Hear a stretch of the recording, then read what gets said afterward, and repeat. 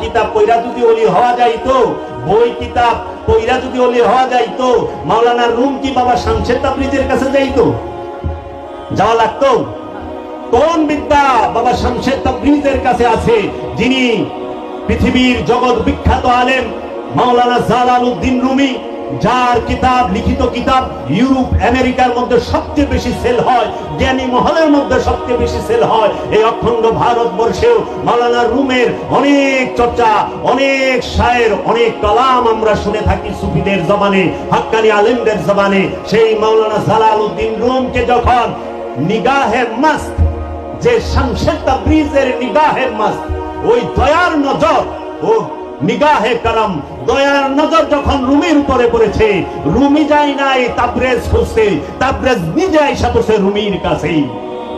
মাওলানা রুমের কাছে শামসের তাবরিজ যখন এসেছে, মাওলানা রুম তার মাদ্রাসার মাকতাবের মধ্যে কিতাব লিখতেছিলেন, হস্তলিখিত কিতাব। তখন মাওলানা শামসের তাবরিজ জিজ্ঞেস করছিলেন মাওলানা রুমকে, ইনছেন এটা কি? মাওলানা রুম মালাঙের দিকে তাকিয়েছে, বাবা শামসের তাবরিজের দিকে। তখন বলেছেন, এইটা ওই জিনিস যেটা তুমি বুঝবা না। মাওলানা রুম যখন এই কথা বলেছে, বাবা শামসের তাবরিজ জালালি ভাবে এসে গেছেন, ওনার জালাল তার মধ্যে এসে গেছে। তিনি বলছে, আমি যেটা বুঝি না সেটা থাকবে কেন? আমি যা জানি না সেটা থাকার অধিকার নাই। হাত দিয়া থাপাতা দইরা ওই পানির ভাটি ছিল, ফেইকা ফালাই দিছে। ফেইকা যখন ফালাই দিছে, মাওলানা সাহেব সে তো প্রথমে ঝগড়া করে, লড়ে চড়ে, যখন লইরা চইরা ঝগড়া কইরা পারে না, তখন সে কি করলো? কান্না শুরু করলো। আর যখন কান্না শুরু করে, দয়ালদের দয়া লাগে, দয়ালেরা দয়া করে, আয় তুই কান্দিস না, আমি চুপ করাই দে, আয় কি চাস ক। তখন বলছে, এই কিতাব মহামূল্যবান কিতাব, এই কিতাব তো আর নাই, এই কিতাব আমি কই পাবো? তখন বলছে, এই কিতাব তোমার লাগবে? হ্যাঁ, আচ্ছা। সাথে সাথে বাবা শামসের তাবরিজ সেই ভাটির মধ্যে হাত দিয়া কিতাব উঠায় কাপড় দেয়, পানির বদলে ধুলা উড়ে, পানির বদলে ধুলা উড়ে একটা করে দেয়। মাওলানা জালালউদ্দিন রুমি হাতে নেয়, একটা করে দেয়, মাওলানা জালালউদ্দিন রুমি হাতে নেয়।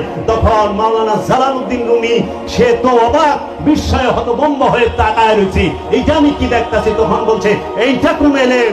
তখন মাওলানা শামসের তাবরিজ বলেছেন, এটা ওই এলেম যেটা তুই জানোস না। এই কথা কয়ে মাওলানা রুমের কাছ থেকে বাবা শামসের তাবরিজ বের হয়ে গেছে, পাগল করে থিয়া গেছে মাওলানা রুমকে। মাওলানা রুম কিসের লেখা, কিসের বাড়ি? মন চলেছে সুরেশ্বর, কিসের আবার বাড়ি গো? মন চলেছে সুরেশ্বর, কিসের আবার বাড়ি গো?